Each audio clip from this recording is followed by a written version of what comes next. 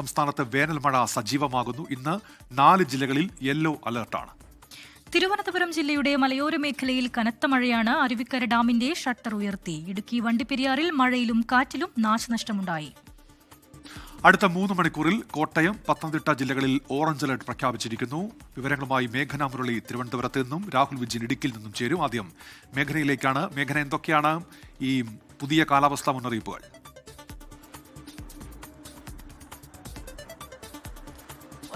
സംസ്ഥാനത്തുടനീളം വേനലിന് ആശ്വാസമായിക്കൊണ്ട് കനത്ത മഴ പെയ്യുമെന്നുള്ളതാണ് കേന്ദ്ര കാലാവസ്ഥാ വകുപ്പിന്റെ മുന്നറിയിപ്പായി വരുന്നത്. അതുമായി ബന്ധപ്പെട്ട് കോട്ടയം, പത്തനംതിട്ട ജില്ലകളിൽ അടുത്ത 3 മണിക്കൂർ ഓറഞ്ച് അലർട്ട്, അതായത് കനത്ത മഴയ്ക്കുള്ള ഓറഞ്ച് അലർട്ടാണ് പ്രഖ്യാപിച്ചിരിക്കുന്നത്. 3 മണിക്കൂറാണ് ഇത് നീണ്ടു നിൽക്കുക, ഈ മുന്നറിയിപ്പ് എന്നുള്ളതാണ്. അതുപോലെ തന്നെ മറ്റു ജില്ലകളിൽ തിരുവനന്തപുരം, കൊല്ലം അടക്കമുള്ള ജില്ലകളിൽ യെല്ലോ മുന്നറിയിപ്പ് കൂടി നൽകുന്നുണ്ട്. നാളെ ഇടുക്കി, കണ്ണൂർ, കാസർഗോഡ് ജില്ലകളിൽ യെല്ലോ മുന്നറിയിപ്പുണ്ട്. അങ്ങനെ സംസ്ഥാനത്തുടനീളം വേനൽ മഴ സജീവമാകുമെന്നുള്ളതാണ് കേന്ദ്ര കാലാവസ്ഥാ വകുപ്പ് നൽകുന്ന മുന്നറിയിപ്പ്. മെയ് 2 വരെ ഈ മുന്നറിയിപ്പ് നൽകുകയും കൂടെ ചെയ്യുന്നുണ്ട്. അത് ഈ പകൽ സമയത്ത് ഉണ്ടാകുന്ന കനത്ത ചൂടിന്റെ ഒരു ആശ്വാസം ഉണ്ടാകും. ഇന്ന് പാലക്കാട് ജില്ലയിലടക്കം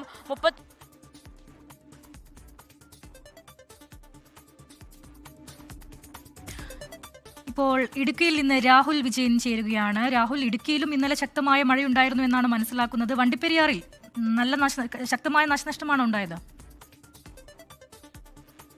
രചന, ഇന്ന് ഉച്ചയ്ക്ക് ശേഷം ശക്തമായ മഴ ഈ വണ്ടിപ്പെരിയാർ മേഖലയിൽ പലയിടങ്ങളിലും ഉണ്ടായിരുന്നു. അതിന്റെ ഭാഗമായിട്ട് ശക്തമായ കാറ്റും വീശുകയും ചെയ്തു. അതിലാണ് വ്യാപക നാശനഷ്ടം ഉണ്ടായിരിക്കുന്നത്. മരം കടപുഴകി വീണ് ഇലക്ട്രിക് പോസ്റ്റുകൾ തകർന്നു വീഴുന്ന ഒരു സാഹചര്യം ഉണ്ടായി. വൈദ്യുതി ബന്ധം തകരാറിലായിരിക്കുകയാണ്.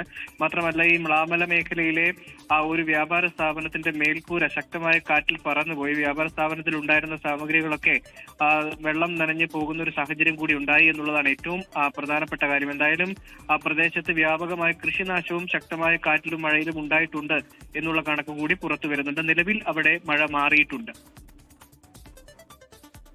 ശരി, രാഹുൽ വിജയനാണ് ഇടുക്കിയിൽ നിന്ന് വിവരങ്ങൾ നൽകിയത്.